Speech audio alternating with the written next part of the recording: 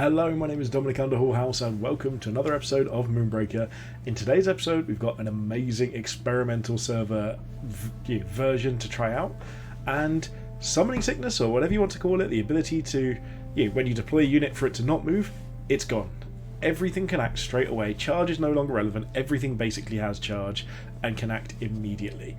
I've tried it versus an AI game, it was really fun, a little bit bonkers, and I think it's a really, really interesting thought process as to how to make Moonbreaker even more engaging. So I'm going to sort of try and play a game and talk you through it, but if you like the content, please do like, comment, subscribe, join us on the Patreon down below. Anything you can do to support the channel is really, really appreciated. Now, the thing with the so there's basically removal of summoning sickness or anything like that is there's obviously some things that are based around taking a bit of time to activate. There was previously discussion of, is it interactive if your opponent can do things before, without you getting a chance to react? And there's sort of two sides of things. It's more interactive because you have to basically deal with whatever your opponent plays and you get to be proactive in doing so. There is also the downside of less things to react to, but honestly, I kind of think it's more fun. I think it's a more interesting thing to be able to just, your opponent plays something and you have a response. And I was thinking about this previously. So in the only war game that I play regularly is Warhammer 40k. There is essentially a mechanic where you can put something onto the board. There's a couple of them, in fact. One of which is Strategic Reserve, which is where you bring things onto the side of the table, and the other of which is Deep Strike, where you can bring them in but a certain distance away from the enemy. Now, I don't think the deep striking, the bringing them in a certain distance away from the enemy, is going to work in Moonbreaker because it allows you to, with the current version, you can charge basically immediately. You can move after you've done that. What I do think is that maybe there could be a situation where you can't go within a certain range, but with melee units they can then move, or with range units they can shoot. And maybe melee units can move and shoot, range units can just shoot, something like that as an interesting balance. But what I think is a better option is having set deployment areas, or like say the edge of the battlefield where something can come in, and then act immediately from there. I think that feels very much like you're being reinforced, like your units are coming to help you out from different places. And I think, the way the games have played out so far, I've played one AI game, it was absurdly fast. I mean, on turn 3, I was playing Astra, I put down a blindsider Esli, I attacked, I put down an orb, I refreshed his ability, I attacked again, and that was dealing 9 damage immediately. So obviously that's a huge swing, but I think there's a lot of value to it. Things like Rickety Backfire in the current version of the game is 5 damage with an explosion. That's 10 out of nowhere without using any additional abilities, potentially.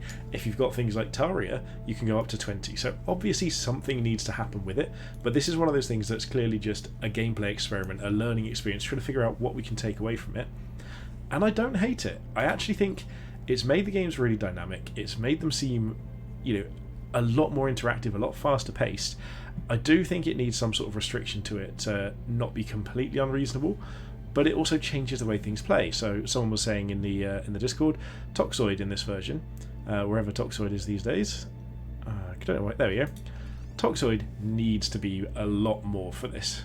3 leaderships, put anything down to 1 is ridiculous. It's absolutely mental. Probably shouldn't be the case. So that was something that would obviously need to be changed. There's some other things that might need to have effect as well. We've already had the discussion as, is Amplify Bytel too much to have act immediately? But you could even still have auras have a delay and things like that.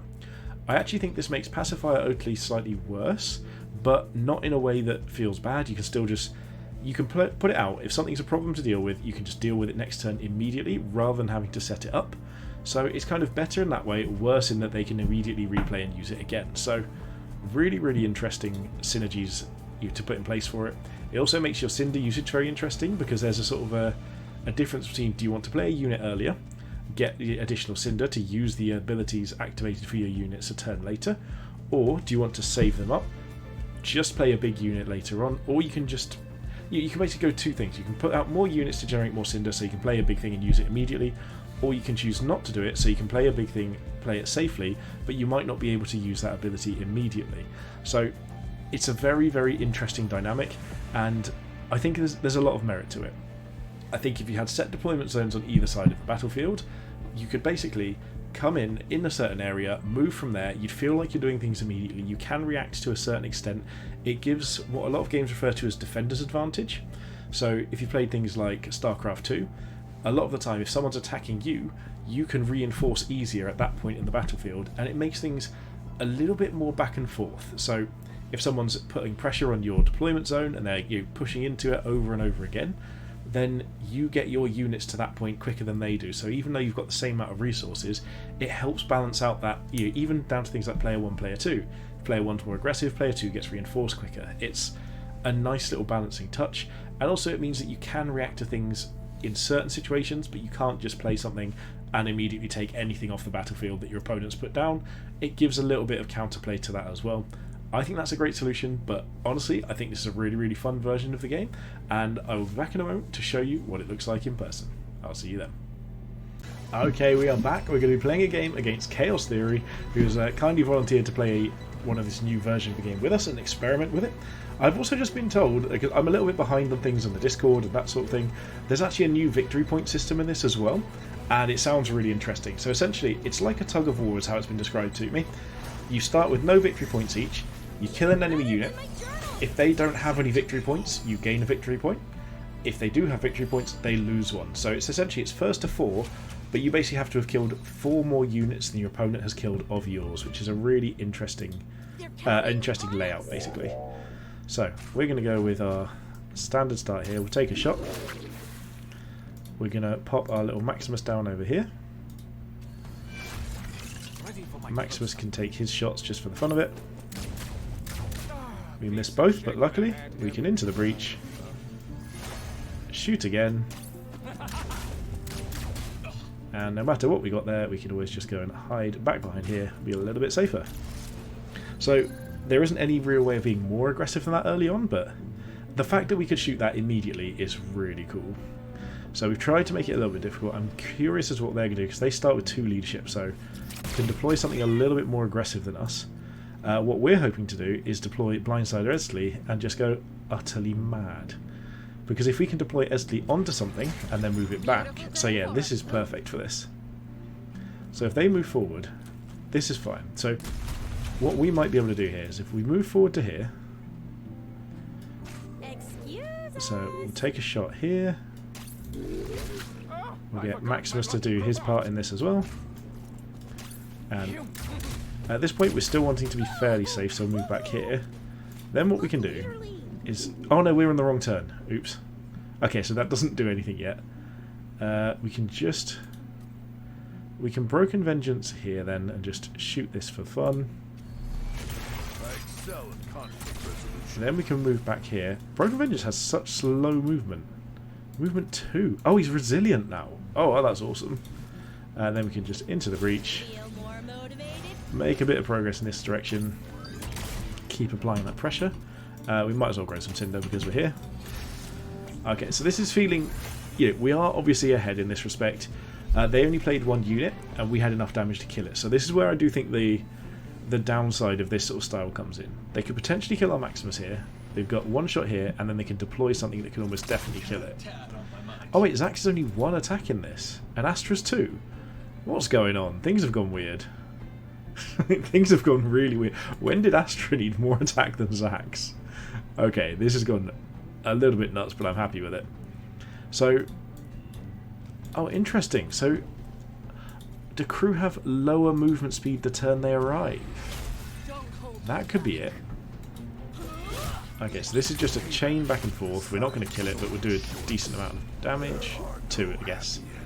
Beatrice is going to be a monster in this, just turning up out of nowhere every time. So what can be our big finishes? Oh yeah, so we have got... yeah, so now we have got access to our Blindsider Esli combo. So we're just going to go straight for the opponent. Try and get as much... in fact, we kind of want to go here. Okay, how do we do this in the best way possible? Because Blindsider Esli won't fit through that gap. So we know this is going to be the play. It could be... maybe we needed to deal with this. In fact, Esli's 3 attack, isn't it? Yeah. So what we can do actually is we can move here. We can plop Esli down just in this situation. Esli can just attack that. We'll shoot here. Then we'll into the breach Esley. We can grow ourselves some cinder back here just in case we need it. And says Esley round on a little rampage.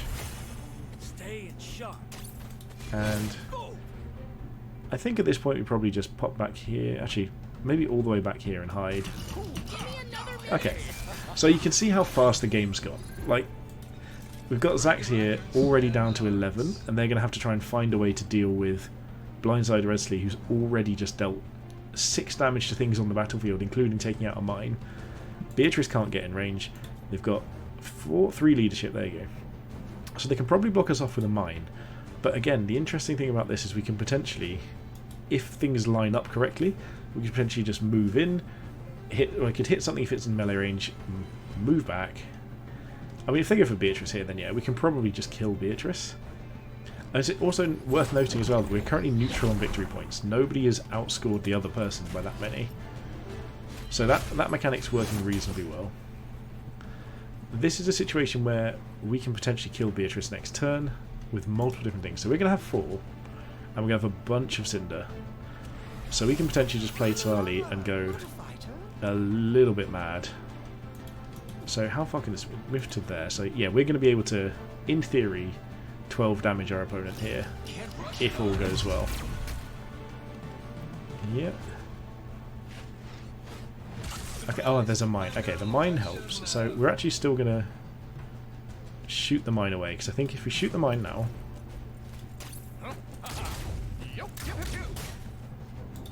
move Astra into about here. Oh, maybe we can't actually quite do it yet. In fact, no, maybe we can. So if we move Astra in here, we'll bring down Tali. You can come in over here. We can use Tali to Battle Frenzy over here. Maximus can go in and pick up some Cinder. So we need to... oh no, we can't quite spend enough. We're going to be slightly short, so we can... and we could just get this out of the way first. This says it's going to kill them, but I don't think it's... oh yeah, because it's double strike. Yeah, pummel. So we'll come over here. We'll into the breach on this. I think we're just going to go over here. Yeah, we don't actually have enough ways of spending our Cinder unless we've got Savria. Savria can spend 1. Savria, spend your 1. Oh, she costs 2. Oh dear. Run in, kill. Oh, just deal damage at least. So had I not spent this, I could have actually won the game there. I could have just put the extra Cinder into Savria's ability and taken out this. So now we're actually in a position where we might not be able to take this game down. We've got a lot of damage in the wings, especially with Taria and Rickety potentially coming as well over the course of a couple of turns. That miss is brutal. But like, the pace of this game feels great, and I really like the back and throw victory points. Like, this feels good. You know, next turn, if we need to, if they deploy 1 more unit and don't kill any of ours, we could try and just put them in a position where we win based on board control and taking out the units. We can quite easily take down a Fixer and a Stitchy McPatchy, and we might not... you know, there might be a world in which Zax could find a way of living, but this is really cool. Like, the pace is great. I think it is, like I said, a bit too fast, and then the person who's ahead, again, in this situation, does have a big advantage in terms of just positioning, logistics, and all that sort of thing, but again, putting those deployment zones further apart would solve almost all of it. Okay, this kills Esley, that's fine. We're pretty much guaranteed to have this now because we can Astra in to double activate here, so as long as we've got any gap, we should be fine. Yeah, so we've got this. Because we can just deploy anything at all with 3 damage. Oh, they could go over here actually and block it, which could work. Okay, so that didn't quite do the job. We'll pop over here and attack. And we're going to bring Astra over here. Put our good old friend Rickety Backfire down. Yeah, and we can just go over here, get a big 95% chance to hit. Whee! There we go. So I like the reduced movement range initially. I don't think it's enough. I think either units shouldn't be able to be moved the turn they deploy, or melee units get the reduced speed and range ones don't get anything. I think that's nicer, because at the moment you can put something out, shoot something, and then hide away with a range unit. And to me that feels a little bit like that's just going to only breed uninteractive play. Because, you know, you shoot something, you hide, and then it's harder for you to get shot back. I think that is going to be a bit too much of a snowball effect. Whereas I think the idea of a melee unit being able to move is really valuable, because they can try and get into range, and again with that reduced movement, that feels nice. But you're never going to be able to get too far away. So if you deploy into base contact with something and then attack and move away, you're not going to be moving far with a melee unit. So I like that as a little bit of a tweak. Or like I said before, the set deployment zones I think would be a really good option. But this game felt fun. It felt fast paced. The victory point swing was really interesting. It gave you two ways of winning that didn't feel too convoluted. They weren't too hard to understand. A little splash screen could probably be all the information you need on how to run that victory point system. And yeah, this is exciting. It's fun. It's not something I ever thought they'd do.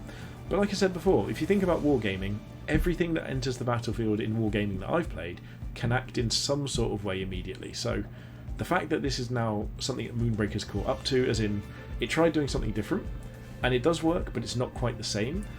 Even limited capabilities and coming in every turn and doing something feels great. I absolutely love it. Not everything needs to be reacted to. It's having that sort of instant impact can help you feel like you can come back into a game in unexpected ways, and I think that really adds to the depth of it. Honestly, I think this is a great test, a great change. I've enjoyed it. If you've enjoyed the content, please do like, subscribe, join us on the Patreon down below. Anything you want to do as part of supporting the channel is much appreciated, but I'd love to hear your comments on this especially. For now, thank you so much for watching, and have a good day.